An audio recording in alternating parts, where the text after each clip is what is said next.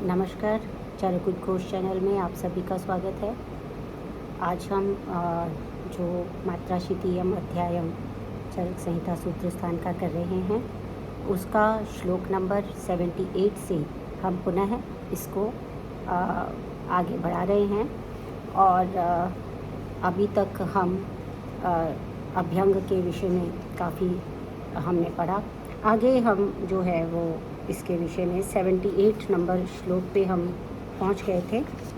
और उसके बाद हम यहाँ पर बता रहे हैं मुख में कैसे तांबूल धारण करना है, कैसे मुख की शुद्धि के विषय में बात की। और अब हम विभिन्न प्रकार के जो स्नेहाभ्यंग हैं उनके विषय में अब चर्चा करेंगे।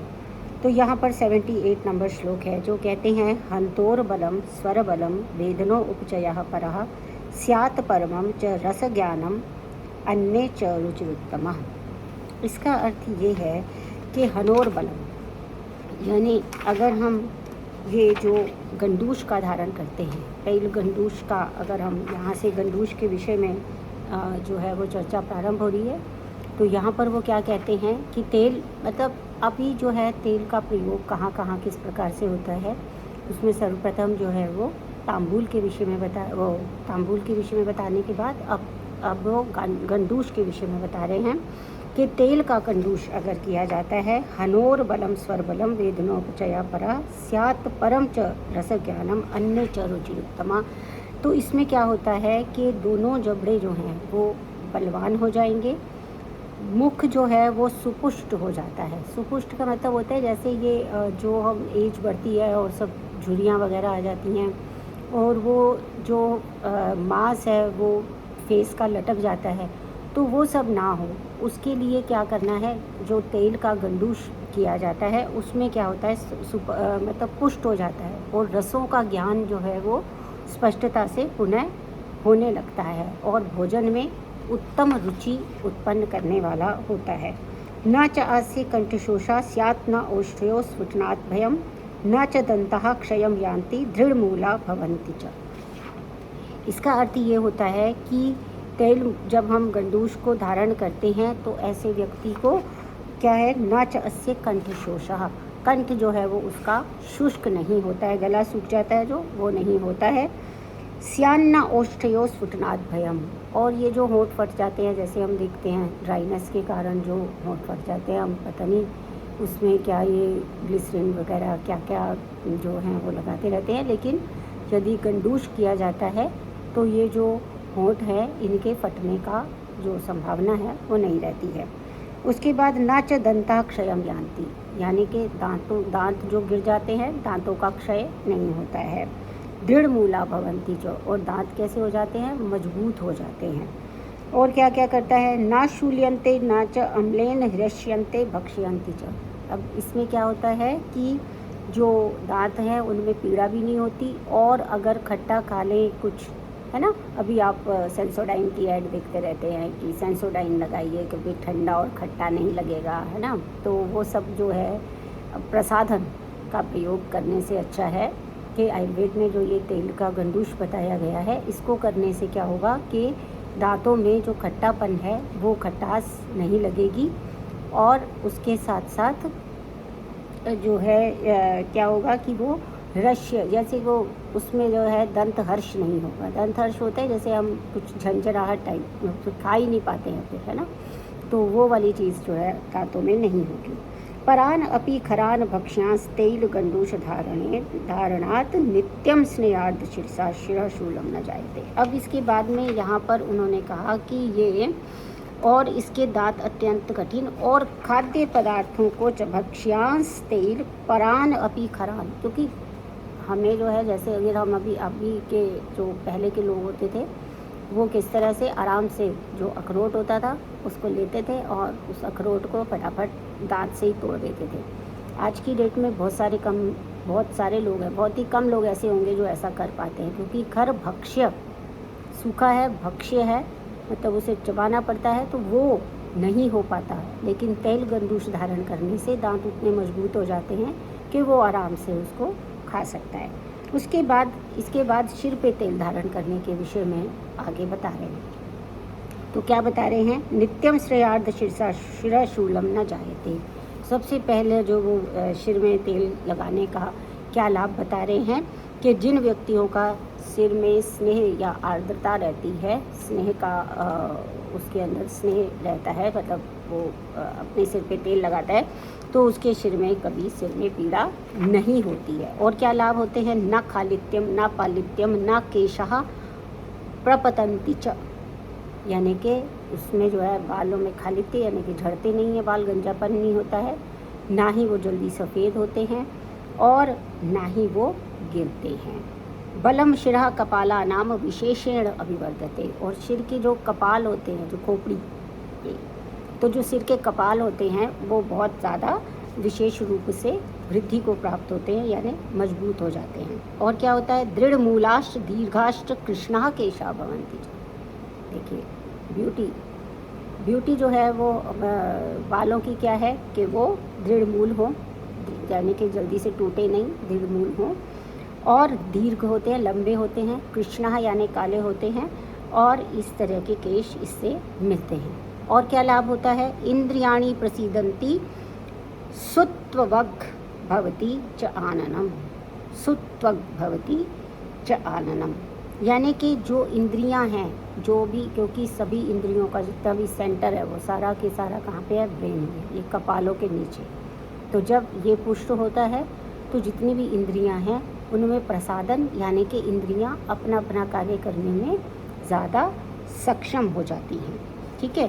और ये जो आनन है, ये जो इसमें उन्होंने कहा सुत्वग् भवति आननम, इसका मतलब क्या हुआ कि जो चेहरा है प्रसन्न हो जाती है और त्वचा कैसी हो जाती है, सुंदर हो जाती है। ठीक है। और निर्मल हो जाती है। आनन का मतलब है मुख प्रदेश। तो ये सब और क्या क्या लाभ हैं इसके, मैं यहाँ पर एक आप लोगों से जो विद्यार्थी इसको सुन रहे हैं उसमें एक थोड़ी सी जो है वो बात जोड़ना चाहती हूँ कि जब भी इस तरीके के कोई लाभ हैं या आगे चल के हमें निदान मिलते हैं या लक्षण मिलते हैं या चिकित्सा के विषय में भी जब भी चर्चा होती है, तो उसमें क्या करना है आपको कि आप जो हैं वो एक एक जो लाभ हो रहा है उसको अपना कॉपी पेन लेकर उसमें नंबरिंग कर लीजिए। और नंबर 1 ये लाभ है, खालित्य पालित्य, है ना, केशा न प्रपतंती च, ये जैसे इस तरह से नंबर 1 कर दिया। फिर बलम शिरः कपाला नाम नंबर 2, फिर दृढ़ मूलाश्च दीर्घाश्च कृष्णा नंबर 3। इस तरीके से अगर आप इन जो भी इसके लाभ हैं इनको अगर आप इस तरीके से नंबरिंग करके अपने पास लिख लेते हैं तो आपको आगे चल के याद रखने में काफ़ी उसमें आसानी होती है। ठीक है। तो ये है इंद्रिया लाभ, निद्रा लाभः सुखम च स्यान मूर्धनि तैल निषेवणात्। तो मूर्धा में, यानी यहाँ मूर्धा जो होती है हमारा ये शिरा प्रदेश है, यहाँ पर अगर हम तेल का निषेवन करते हैं, तेल का सेवन करते हैं तो क्या होता है, सुखपूर्वक निद्रा लाभ होता है। इसके बाद क्या करते हैं, अब कर्ण पूरण पे आ जाते हैं। कर्ण का पूरण या कर्ण का तर्पण कैसे करते हैं, अब उसके जो लाभ हैं उसके विषय में बता रहे हैं। न कर्ण रोगा वातोत्था न मन्या अनुग्रह न उच्चै श्रुति न बाधिर्यम स्यात् नित्यम कर्ण तर्पण। अगर नित्य रूप से कर्ण का तेल से तर्पण किया जाता है तो क्या क्या उसमें लाभ होते हैं कि उसमें वात से उत्पन्न होने वाले जो विकार हैं वो नहीं होते हैं। ना कर्ण रोगा वातोत्था, वात से उत्पन्न होने वाले जो रोग हैं वो उसमें नहीं होते हैं। और इसके अलावा क्या क्या नहीं होता है, इसके अलावा मन्या अनुग्रह, ये जो जबड़ा है हमारा और ये जो मन्या प्रदेश है, ये इसके अंदर कभी स्टिफनेस नहीं होती है। ग्रह मतलब स्टिफनेस, वो स्टिफनेस इसमें नहीं होगी। और न उच्चई श्रुति, ये जो ऊंचा सुनना है ना, ऊंचा सुनने का जो है, जैसे जैसे एज बढ़ती है थोड़ा जो चेंज आता है तो वो ऊंचा जो सुनते हैं तो वो ऊंचा जो ये रोग है कि ऊंचा सुनाई देता है, वो रोग जो है वो नहीं होता है। इसके बाद आते हैं कि स्नेह बाधिर्यम, बाधिर्यम जो भी है बहरापन, ये भी जो है वो नहीं होता है अगर प्रतिदिन तेल का सेवन करते हैं। अब इसके बाद में जो आया वो है अभ्यंग। अभ्यंग से जो लाभ हो रहे हैं, स्नेह अभ्यंगाद यथा कुंभश्चर्म स्नेह विमर्दनात् भवत्य उपंगाद अक्षष्ट्र दृढ़ा क्लेश सवो यथा। इसका अर्थ ये होता है कि स्नेह अभ्यंगाद यथा, ये चरक की जो है वो एक विशेषता है कि वो उदाहरण केवल, क्योंकि जो हमारा तंत्र का गुण है वो क्या है, लक्षणवच्च उदाहरणवच्च। तो उदाहरण वो देते हैं जो डे टू डे लाइफ में हम जिन चीज़ों को हम देखते हैं उसी के ही विषय में वो उदाहरण देते हैं। तो यहाँ पे उन्होंने उदाहरण दिया है अभ्यंग से कि जैसे अभ्यंग से मिट्टी का घड़ा, स्नेह के मर्दन से चमड़ा और उपांग से तेल डालने से गाड़ी के पहिए का अक्ष, धुरी जो है वो गाड़ी का एक पहिया होता है। आप देखते हैं कोई भी गाड़ी होती है, घोड़ा गाड़ी हो या फिर हमारी कार हो आजकल, तो उसमें एक ऑयल अगर उसके अंदर होता है, उसकी धुरी में यानी उसके सेंटर में, जो पहिए के सेंटर में होती है धुरी, उसके ऊपर अगर ऑयल होता है तो वो पहिया आराम से घूमता है। तो क्लेश सा और आघातों को सहने वाला होता है, शॉक एब्जॉर्बर, ठीक है, और ऐसी क्षमता वाला हो जाता है। उसी प्रकार से जो शरीर को निरंतर स्नेहाभ्यंग किया जाता है, भवति तथा शरीरम अभ्यंगाद दृढ़म सुत्वक्च जायते, यानी उसी तरह से यदि हम इस शरीर का प्रतिदिन अभ्यंग करते हैं तो उसमें क्या होता है कि वो शरीर दृढ़ हो जाता है और उसमें सुंदरता, जो त्वचा की सुंदरता है वो होती है। प्रशांत मारुताबाधम क्लेश व्यायाम संसहम स्पर्शनेभ्य अधिको वायु स्पर्शनम च त्वगाश्रितम। इसका मतलब है अभ्यंग के जो है कि निरंतर अगर करते तो दृढ़ हो जाता है और शरीर जो है वो वात व्याधियों से निश्चित रूप से, क्योंकि वात वृक्ष होती है तो उसमें जो अभ्यंग किया जाएगा तो वात का शमन होगा। तो वात का जो है यहाँ पर इसलिए निरंतर करने से क्या होगा, वात व्याधि की बाधा से मुक्ति हो जाती है और सब प्रकार के कष्टों से तथा व्यायाम को सहने की क्षमता शरीर में आ जाती है यदि इस अभ्यंग को करते रहते हैं। अब यहाँ पर एक सिद्धांत की भी, ये जो अगला जो श्लोक है वो सिद्धांत की स्थापना की, क्योंकि स्पर्शनेभ्यो अधिको वायु स्पर्शनम च त्वगाश्रितम। यहाँ पर क्या हो रहा है कि जो भी अभ्यंग किया जा रहा है वो कहाँ किया जा रहा है, त्वचा पर किया जा रहा है ना।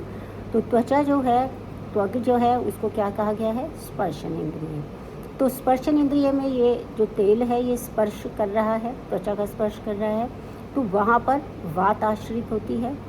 तो वो स्पर्शन इंद्रिय जो है वो त्वचा का आश्रय लेके रहती है। इसलिए ये जितने भी हम अभ्यंग कर रहे हैं, त्वचश्च परम अभ्यंगस तस्मात् तम शीलयेत् नरः, तो वो बहुत ही अच्छा अभ्यंग जो है त्वच कहा गया है, त्वचा के लिए हितकारी कहा गया है। त्वचा फटेगी नहीं, ड्राई नहीं होगी, बहुत सारे इन्फेक्शंस भी नहीं होंगे।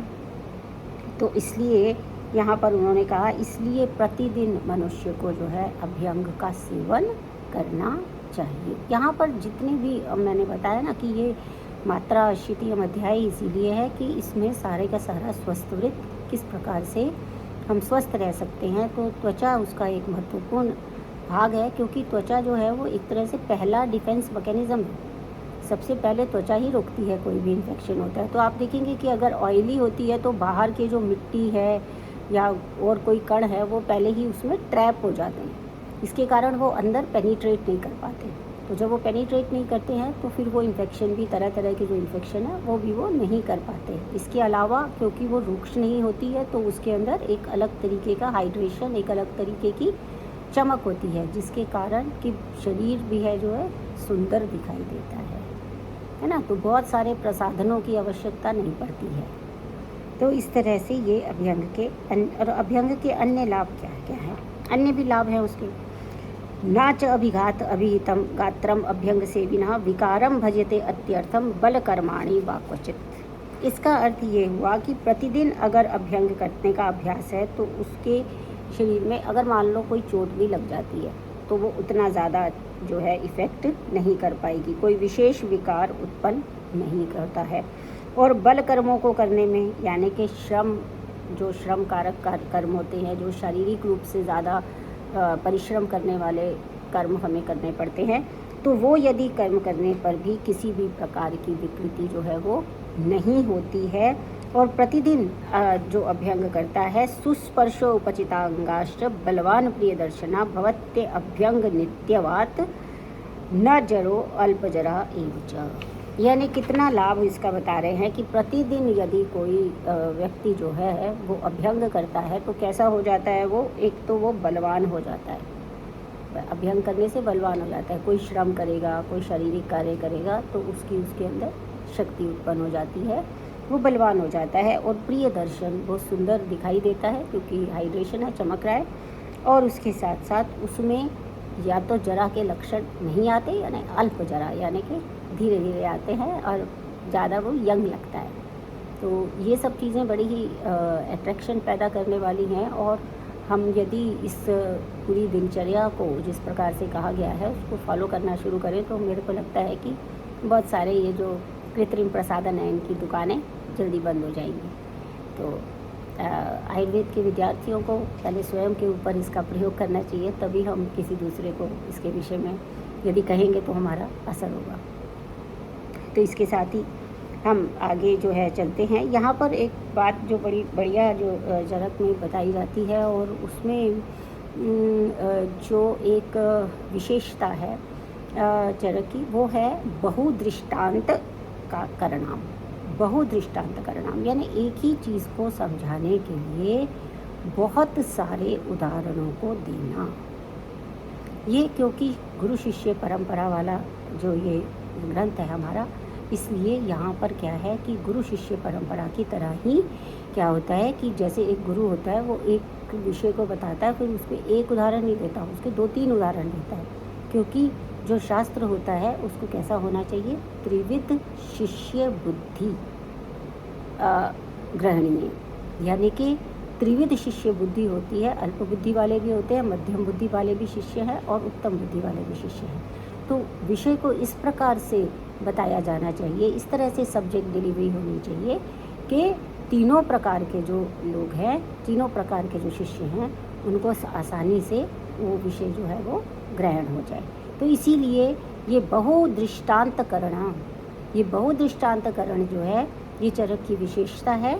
और जब भी आप चरक का स्वरूप, चरक की विशेषताएं लिखें तो आप जो मैं अभी आपको ये सारे अपने सेशंस में बताती हूँ, ये सब अगर आप धीरे धीरे साथ साथ नोट कर सकते हैं तो आप करिए, ताकि आपको इन दी एंड जब भी चरक हम पूरी कंप्लीट करेंगे और तो हम देखेंगे कि बहुत सारे उदाहरण, बहुत सारी उपमाएं इस संहिता के अंदर बताई गई हैं। तो इस प्रकार से यहाँ पर ये बताना है। और आश्रय भाव के बारे में भी बता दिया कि त्वचा और जो है वो स्पर्शनेंद्रिय है, वायु का आधार है, और इसीलिए ये जो भी त्वचा के माध्यम से जो भी क्रिया विधियाँ या क्रियाएं की जाती हैं वो सब की सब वायु को जीतने में जो है सहायक होती हैं। तो इस तरह से हम यहाँ पर देखते हैं। तो एक यहाँ पर ये है कि इसमें क्या है कि निषेवण का अर्थ है मूर्धनि तेल निषेवणात्। तो मूर्धनि तेल निषेवणात् एक शब्द आया था, तो उसको भी थोड़ा सा व्याख्या कर देती हूँ, क्योंकि उसमें क्या है कि मतलब ये होता है ना कि तेल कैसे लगाएं, उस पर अभ्यंग करें कि शिरोधारा करें या फिर शिरोबस्ती करें।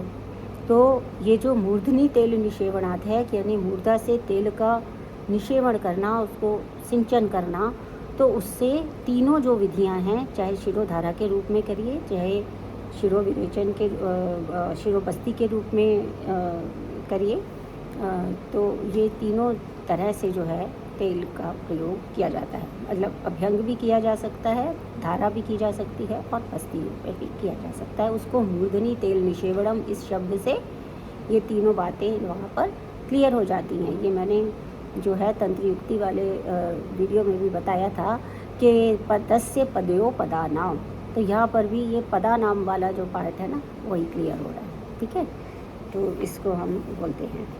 इसके बाद में आता है हमारा के पादाभ्यंग। ठीक है, अब इसमें पादाभ्यंग या क्या है पादाभ्यंग अब अभी हम देखेंगे, पर इसमें यहाँ से स्टार्ट करते हैं। तो ये बोलते हैं 90वां श्लोक है, इसमें बोलते हैं खरत्वम स्तब्धता रोक्ष्यम श्रमा सुप्तिश्च पादयो सद्य एव उपशामयन्ति पादाभ्यंग निषेवः।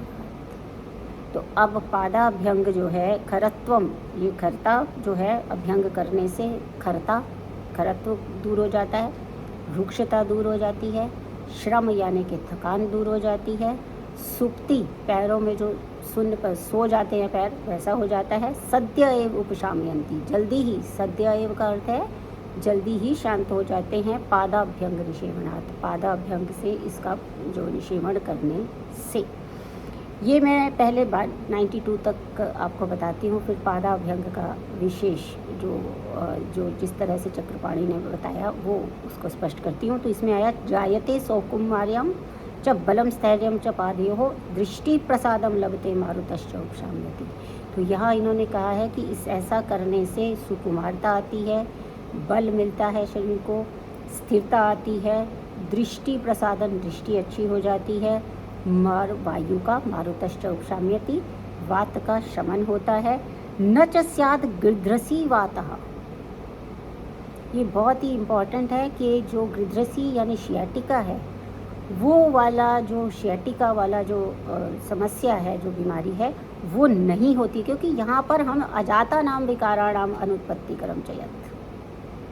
हमने जो पहले बता दिया ना कि स्वस्थ वृत्त के लिए क्या ज़रूरी है कि जो तच्च नित्यम प्रयुंजित स्वास्थ्यम येन अनुवर्तते, अजाता नाम विकाराणाम है ना अनुत्पत्ति कर्म चयत। तो जो अजात विकार है जैसे गृध्रसी अभी नहीं है प्रागभाव और वो हो भी ना, उसके लिए क्या करना चाहिए कि ये पादाभ्यंग करते हैं तो गृध्रसी वात यानी कि शियाटिका का भय नहीं रहता है।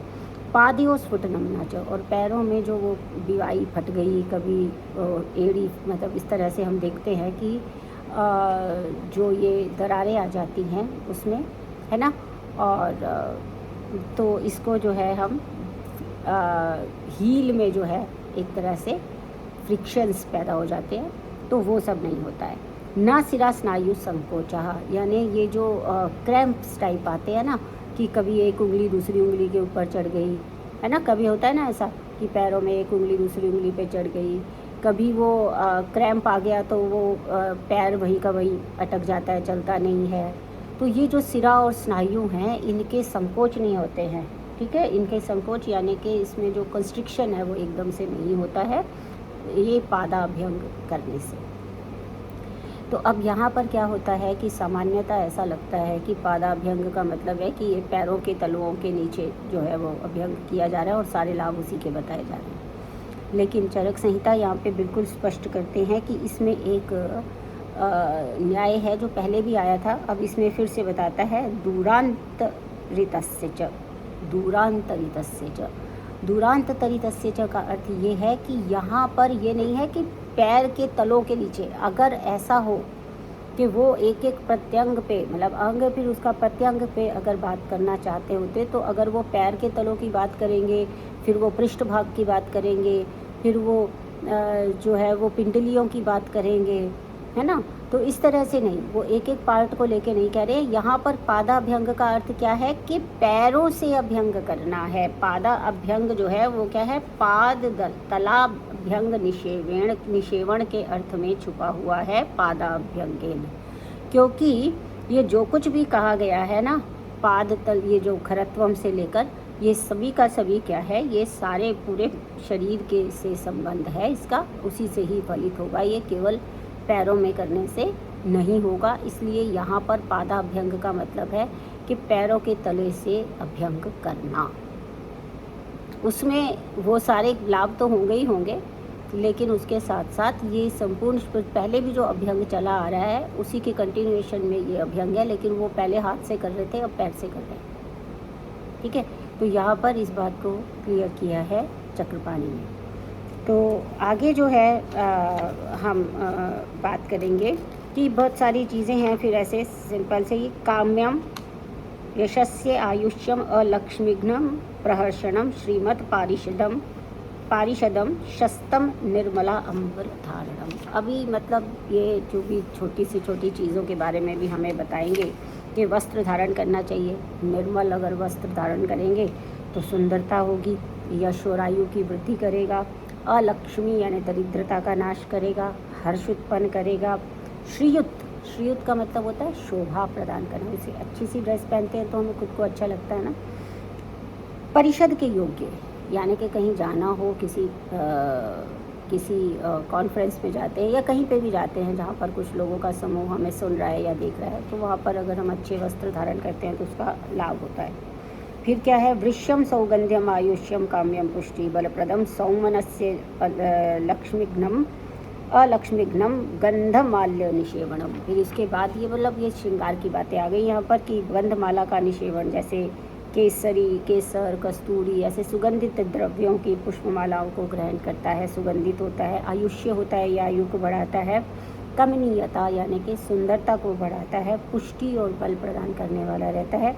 और अलक्ष्मी यानी दरिद्रता का विनाश करते हैं। तो सुगंधित फूलों को धारण करने के लिए यहाँ कहा जा रहा है, क्योंकि आजकल हम क्या करते हैं, सेंट छिड़कते हैं और भाग जाते हैं। और कोई भी पुष्प से, पहले क्या था, श्रृंगार भी पुष्प से होता है। अगर आप कभी देखेंगे तो पुष्पों का श्रृंगार हम देखते हैं। हमारे भगवान जितने भी होते हैं, हम मंदिर में जाते हैं तो भगवान का श्रृंगार ज़्यादातर किससे, पुष्प से किया जाता है ना। क्योंकि हमारा जो दर्शन है, ये आयुर्वेद दर्शन है, ये प्रकृति से अपने आप को जोड़ के रखता है। और ये कहता है कि प्रकृति में जो सौंदर्य है उसका अनुभव कीजिए। जब प्रकृति के सौंदर्य का अनुभव किया जाता है तो प्रकृति का संरक्षण करने का भाव स्वयमेव उत्पन्न हो जाता है ना, अपने आप को पैदा होगा। अगर मुझे लगता है कि फूल बहुत सुंदर है तो आपको क्या लगेगा, फूल उगने भी चाहिए। फूलों को यदि आप प्रशंसा करते हैं, अप्रिशिएट करते हैं, तो फिर आप फूल उगाएंगे, वृक्ष उगाएंगे। जो भी चीज़ें आपको प्रकृति में पसंद आएंगी आप उनकी रक्षा करेंगे। आपको उस जल से प्रेम होगा जो जल एकदम कल कल करके बह रहा है और एकदम स्वच्छ है और उसमें अपनी फ़ोटो दिख रही है, उसके नीचे की भी चीज़ें दिख रही हैं, तो आपको बड़ा प्रसन्न, अगर वो उसमें आनंद आने लगता है तो आप स्वयं ही उस जल को गंदा नहीं करेंगे। तो हमारा वैदिक ये पूरा वेदों का जो ये दर्शन है, ये सब का सब अपने आप ही ये जो है क्लाइमेट फ्रेंडली है। तो बजाय इसके कि हम जो है वो कृत्रिम संसाधनों का प्रयोग करें, पुष्पों का प्रयोग अपने श्रृंगार के लिए किया जा सकता है, जो कि बहुत सुंदर भी होता है और बहुत ही सुगंधित भी होता है। और उसके बाद क्या होता है, धन्यम मंगल्यम आयुष्यम श्रीमद व्यसनम असूदनम हर्षणम,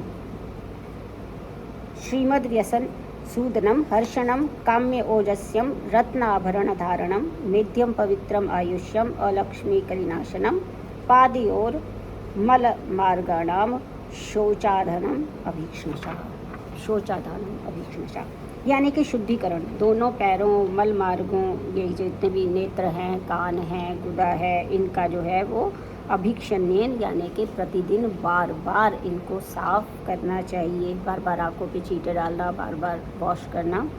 और मेध्य बुद्धि बढ़ाने के लिए ये हितकर होता है, पवित्र होता है, आयुष्य होता है। और इसके साथ साथ दरिद्रता और कली का अर्थ यहाँ पे क्या है, पाप का नाश करने वाला होता है। और अंत में मतलब इस स्वस्थ वाले उसमें ये क्या यहाँ पर जो है वो बताना चाह रहे हैं, ये चैप्टर ख़त्म होने वाला है लगभग, तो इसमें ये बताना चाह रहे हैं कि नगरी नगरस्य एव रथस्य एव रथी यदा स्वशरीरस्य मेधावी कृत्येषु अवहितौ भवेत्। ये सिद्धांत है कि जिस तरह से जो नगर का स्वामी नगर की रक्षा करता है, रथ का स्वामी रथ का सार संभाल करता है, उसी प्रकार बुद्धिमान पुरुष को चाहिए कि वह शरीर में अपने सभी कृत्यों को सावधानी से करे। तो यहाँ पर क्या है, नगरी कृत्येषु का तात्पर्य है उक्त और अनुक्त करण योग्य, यानी कि जो कह दिया वो भी और जो नहीं कह गया वो भी। क्योंकि नगर के दृष्टांत से हमें क्या बताना चाहिए, हम किसी भी नगर की रक्षा करना चाहते हैं, जब राष्ट्र की रक्षा करना चाहते हैं, तो उसमें सबसे महत्वपूर्ण क्या होता है, सबसे महत्वपूर्ण होता है आंतरिक सुरक्षा। तो नगरी का मतलब है कि सबसे पहले जो आंतरिक जो विघ्न है उसको, विघ्न को दूर करने के लिए वो कृत्य करने चाहिए, कर्तव्य करने चाहिए।